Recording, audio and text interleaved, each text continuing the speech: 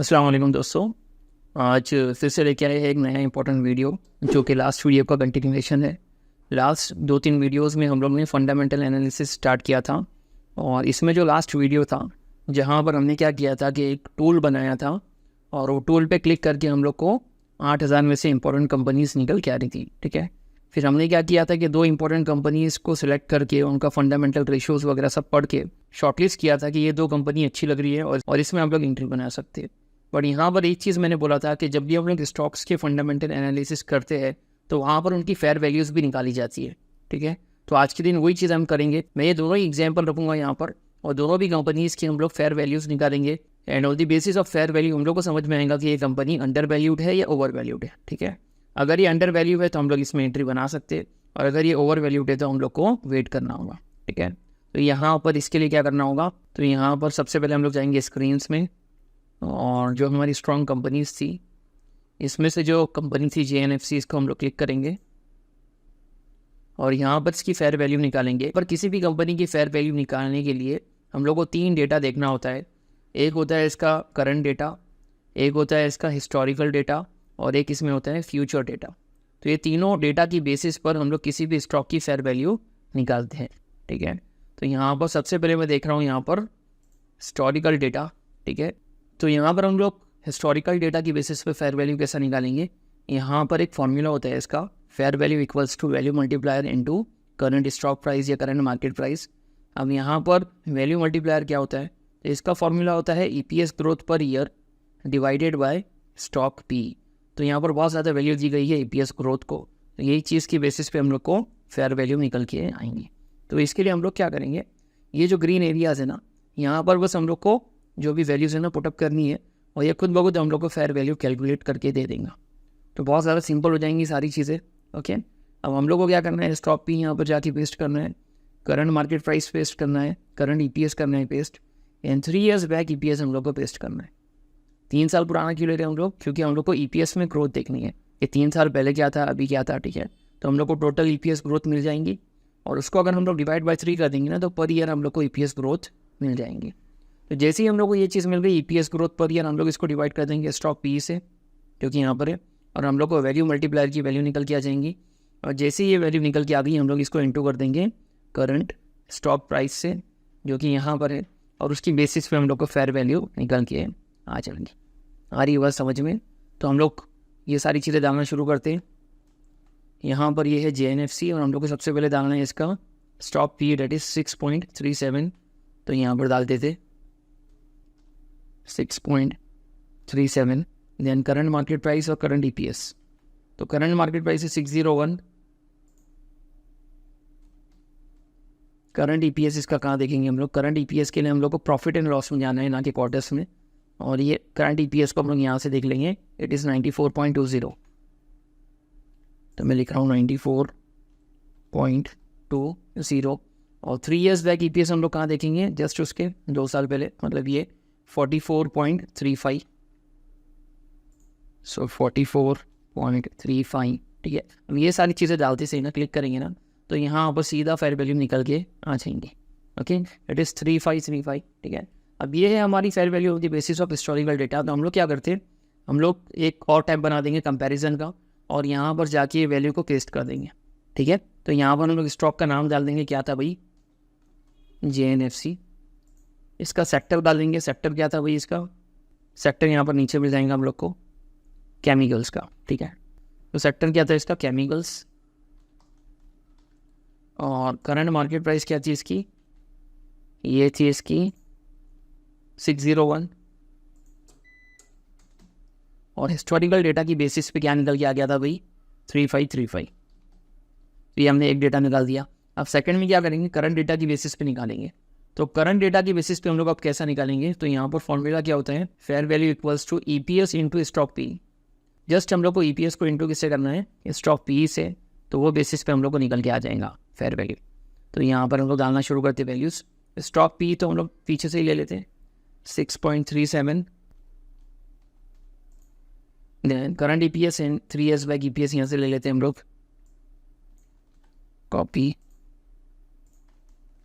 Paste और डालते से हम लोग एक वैल्यू निकल के आ गई 825। तो मैं यहाँ पर जाके डाल दे रहा हूँ 825। तो फ्यूचर डेटा की बेसिस पे कैसा करेंगे, इसका फॉर्मूला तो बहुत सिंपल है। यहाँ पर क्या करना है हम लोग को, fair value equals to current market price divided by PEG ratio. तो करंट स्टॉक प्राइस को डिवाइड किससे करना है, जस्ट पीईजी रेशो से। तो यहाँ पर करंट स्टॉक प्राइस कितनी थी, 601 थी, और पीईजी रेशो आके देख लेते हैं हम लोग। पीईजी रेशो इसका 0.48 है, ठीक है। पीईजी रेशो से कभी भी ना किसी भी स्टॉक की फेयर वैल्यू निकाली जाती है या फ्यूचर वैल्यू, ठीक है। तो कितना निकल के आ रहा है, 1252, ठीक है। तो यहाँ पर डाल देते हैं हम लोग 125। अब मैंने ये जो कंपैरिजन बनाया है इसमें क्या क्या चीज़ें मेंशन की हैं, करंट मार्केट प्राइस क्या चल रही है, हिस्टोरिकल डेटा जैसा चला था इसका वो बेसिस पे क्या निकल के आ रही है, करंट डेटा अभी जो शो कर रहा है उसकी बेसिस पे क्या निकल के आ रही है वैल्यू, और फ्यूचर में क्या निकल के आ सकती है। तो ये सारी चीज़ें दिखा रहे हैं हम लोग को यहाँ पर, ठीक है। तो यहाँ पर एक चीज़ समझ में आ रही है कि अभी प्राइस चल रही है 601 और करंट डेटा के हिसाब से क्या निकल के आना चाहिए, इट इज़ 825। तो स्टॉक यहाँ पर हम लोग को दिख रहा है अंडर वैल्यू, क्यों, क्योंकि करंट डेटा के हिसाब से इतना निकल के आना चाहिए था, बट अभी कितना है 601। तो हम लोग कंसिडर कर सकते हैं कि भाई ये स्टॉक अंडर वैल्यू है and we can go for this stock, और कुछ और एनालिसिस करके हम लोग इसमें एंट्री डिसाइड कर सकते हैं, ठीक है। सिमिलरली हम लोग सेकेंड स्टॉक में सेम चीज़ करेंगे। हम लोग ने क्या करना है, स्क्रीन्स में जाना है, स्ट्रॉन्ग कंपनीज में जाना है, और सेकेंड स्टॉक हमारा ये था ना EPS जिसमें अच्छा था, डेट इज़ सूरज। तो यहाँ पर इसका हम लोग सारा डेटा डालना शुरू करते हैं। स्टॉक प्राइस इज़ 130, तो हम लोग सेम इसी में एडिट कर लेते हैं। स्टॉक प्राइस क्या है 130, ठीक है। Stock P equals to 11.9, then EPS current year और 3 years बैक। प्रॉफिट एंड लॉस में EPS करंट ईयर का 10.96 है एंड 3 years बैक कितना दिखा रहा है 0.71। क्या ज़मीन आसमान का फ़र्क है। जैसे मैं क्लिक करूँगा 5257, मैं यहाँ पर डाल दे रहा हूँ भाई स्टॉक का नाम।